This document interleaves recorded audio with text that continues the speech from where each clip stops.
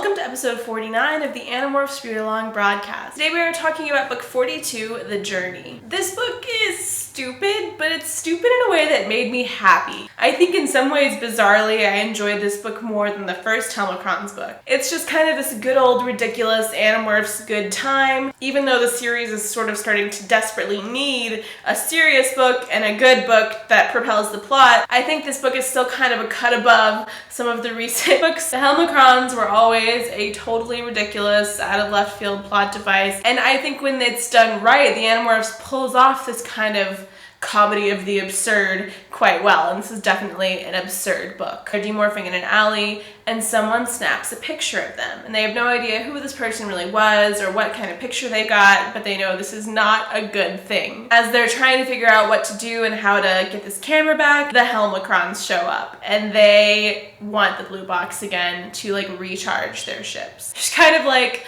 a little Three Stooges slapstick moment, and Rachel accidentally knocks Marco unconscious, and then the Helmacrons end up running up into Marco's nose, and thus begins our journey into Marco's body. Marco's a little disconcerted about this, obviously, but still cracking jokes. Why did the Helmacrons have to show up today? Marco whined.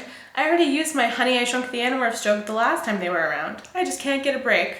This joke actually made me chuckle. It's been so long since I chuckled at an Animorphs book. So the Animorphs proceed to shrink down and go into Marco's body and chase after the Helmacrons.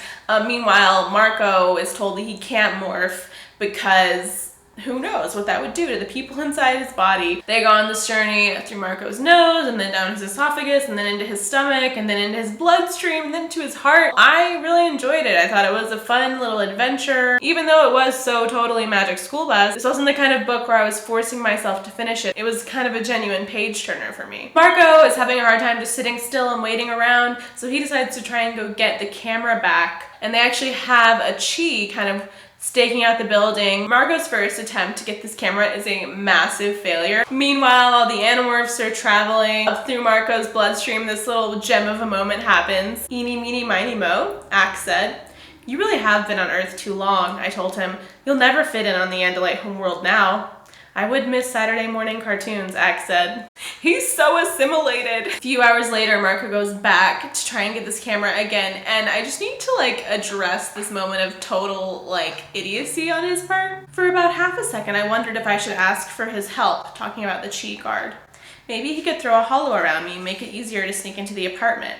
Rejected the idea.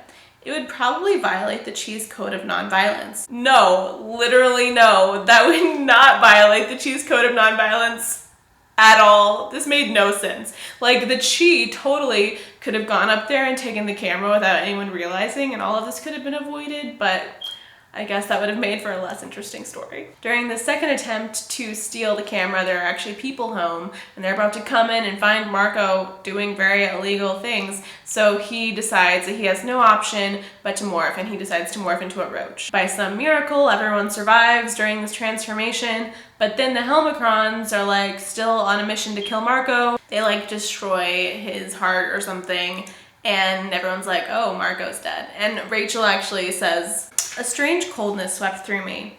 Not sadness, not exactly. In a way, I was prepared for this. We had been through so many missions, so much danger, that one of us should die seemed inevitable, unavoidable. There's been so much talk lately, the Animorphs dying, how long can we keep this up before one of us dies? And it's interesting to see Rachel just kind of being like, well, it's finally happened. Although, of course, Marco's not dead. When they're swimming in the bloodstream, they're like, the thumping of the heart was so overwhelming that no one was saying anything. And Rachel says, Axe didn't ask questions, Tobias didn't make any dark observations, Jake didn't talk strategy, Cassie didn't point out landmarks. Is that what Tobias is known for now? Making dark observations? My poor child. So once Marco is, seemingly dead, they tell the Helmacrons, fine, we'll give you what you want, but you need to unshrink us. And everyone's like, okay, why didn't we do this in the first place? So they kind of tunnel their way out of Marco's dead corpse.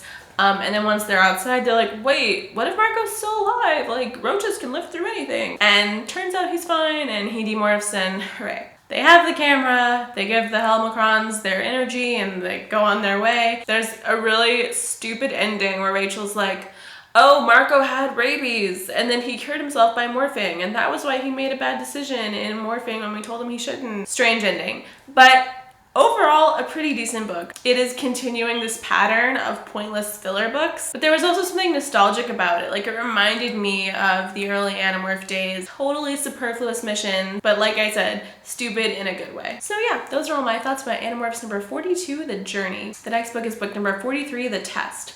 If you want to keep up with this read along, subscribe to this channel or follow me on Twitter, and I will see you on Monday.